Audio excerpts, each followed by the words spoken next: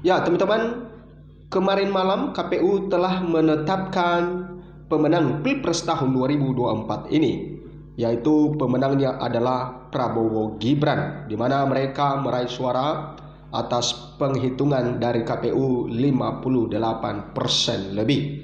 Nah, kita tahu teman-teman bahwa kubu lawan 02, yaitu kubu 01 dan 03, tidak akan menerima kemenangan dari Prabowo Gibran, disebabkan karena mereka mendapatkan satu kekuatan dugaan-dugaan kecurangan di Pilpres tahun 2024 ini. Dan tentu kita sudah mengetahui apa yang menjadi dugaan-dugaan mereka di dalam Pilpres ini, terutama ya di dalam penurunan demokrasi dan juga pembagian bansos dan ada hal-hal yang lain.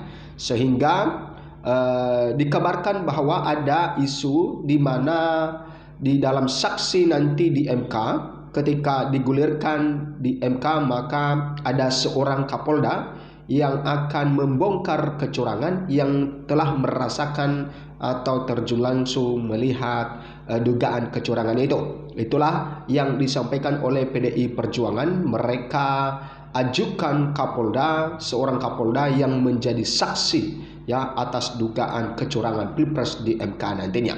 Nah, seperti yang ditulis di sini teman-teman, PDIP ajukan Kapolda jadi saksi kecurangan Pilpres ke MK.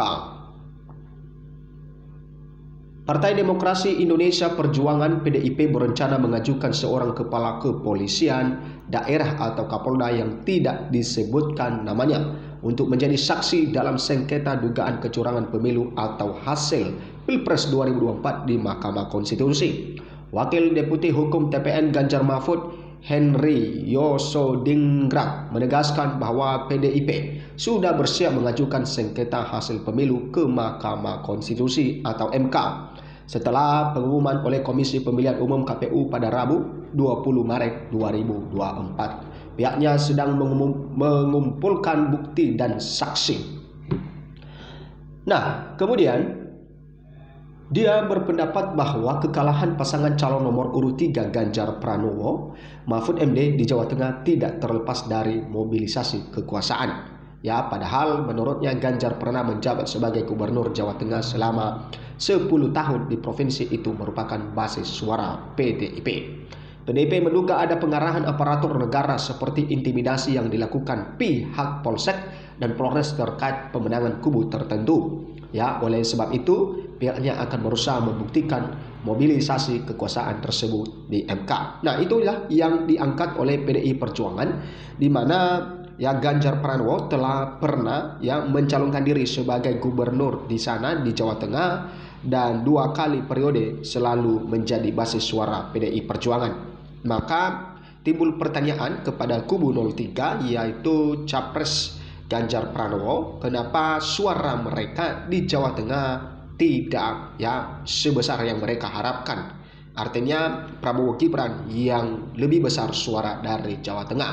Sehingga itulah yang mereka gali, itulah yang mereka bongkar, di mana ada beberapa seperti yang mereka bongkar ini adalah menduga ada pengarahan aparatur negara, ya, seperti intimidasi yang dilakukan oleh pihak Polsek dan Polres terkait pemenangan kubu tertentu. Artinya bahwa ya kekuasaan dipergunakan untuk yang memenangkan pasangan calon tertentu. Itulah yang dikatakan oleh PDI Perjuangan dan itulah yang mereka bongkar nantinya di MK. Salah satu yang menjadi saksi di situ adalah Kapolda itu sendiri. Ya, tanpa itu tidak akan ada selisih suara seperti itu. Kami punya bukti ada kepala desa yang dipaksa oleh polisi. Ya, ternyata di sini dikatakan ada kepala desa yang dipaksa polisi. Ada juga bukti warga masyarakat mau milih ini tapi diarahkan ke paslon lain. Dan akan ada Kapolda yang kami ajukan. Kita tahu semua main intimidasi. Besok Kapolda dipanggil dicopot, jelas Henry dalam rilis media TPN Ganjar Mahfud Senin 11 Maret 2024. Tidak hanya itu, ada dugaan mobilisasi untuk buat warga Kabupaten Sragen, Jawa Tengah tidak menggunakan hak pilihnya sehingga partisipasi pemilih cuma berkisar 30%. Nah, teman-teman, ya inilah yang dilakukan oleh PDI Perjuangan selaku kubu lawan 02 ini, mengatakan bahwa ada seorang Kapolda yang mereka ajukan untuk menjadi saksi. Nah, yang menjadi pertanyaannya adalah Kapolda itu apakah berani untuk melakukan hal yang demikian? Karena tentu yang menjadi lawannya itu adalah pemimpin-pemimpinnya, ya, seperti Kapolri dan juga ya Bapak Presiden sendiri yang merupakan pemegang kekuasaan di negara ini. Nah, meski demikian, menurut Henry, pihaknya tidak fokus pada selisih perolehan suara. Yang paslon Ganjar Mahfud dengan paslon pemenang yang akan diumumkan KPU, melainkan berusaha buktikan kecurangan yang terstruktur, sistematis, dan masif. Ya, kemudian kita akan meyakinkan hakim dengan bukti yang kita miliki bahwa ini betul-betul kejahatan yang terstruktur, sistematis, dan masif, ujarnya. Kemudian Henry mengingatkan MK sudah pernah putuskan lakukan pemilu ulang karena kecurangan TSM di beberapa negara. Tim hukum TPN Ganjar Mahfud juga akan mengajukan sejumlah pakar ke persidangan seperti pakar sosiologi massa. Nah, teman-teman, inilah ya tentang Pilpres tahun 2024 ini. Artinya bahwa pengumuman kemarin ya di malam hari adalah bukan akhir dari cerita Pilpres tahun 2024. Malah ini menjadi titik awal untuk menuju hal-hal yang menghebohkan, ya, menghebohkan publik. Artinya pihak-pihak yang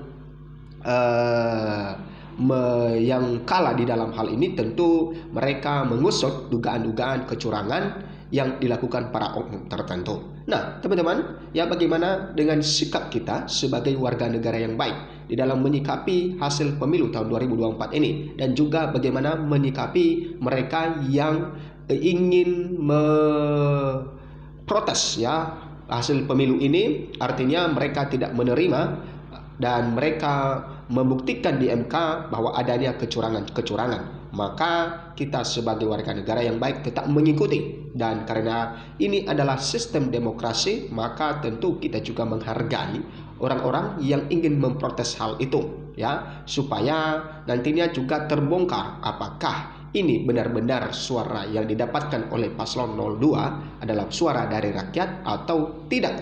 Nah, sehingga kita harus memberikan ruang terbuka dan juga mendukung hal ini, sehingga pada saatnya nanti pada titik akhirnya kita menemukan ya kebenaran yang sebenarnya. Terima kasih, berikan komentar Anda, sampai jumpa di video berikutnya.